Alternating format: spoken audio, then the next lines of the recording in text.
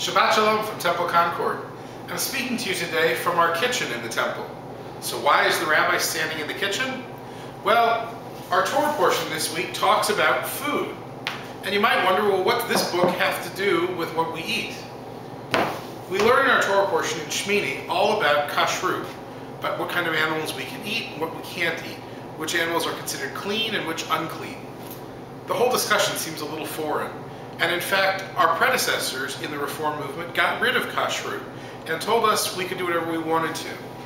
But traditionally, Jews saw Kashrut as something of value. And today, the Reform movement is coming back to it. So what is it? What is it about food that gets us beyond our mothers telling us to clean our plates or telling us how wonderful our grandmother's matzo balls are? Well, it's something about our own animal instincts.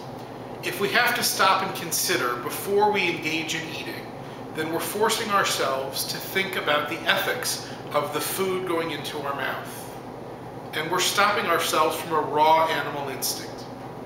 Now, that has value. Whether we decide to follow Kashrut or be a vegetarian or anything else, there's something that comes from having to stop oneself and consider it. The notion of a dietary rule of Kashrut at one time felt like it was a way to isolate us from other groups. And while it's true that it can isolate us, it can also bring us together as a people.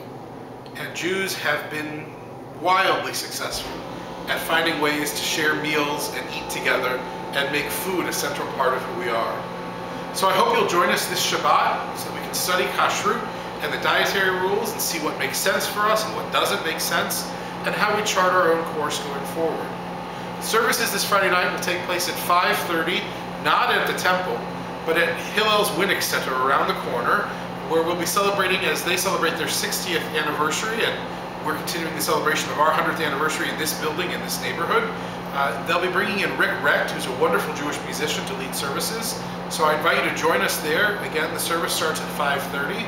On Shabbat morning, on Saturday morning, we'll join together for Torah study at 10, and then services at 11.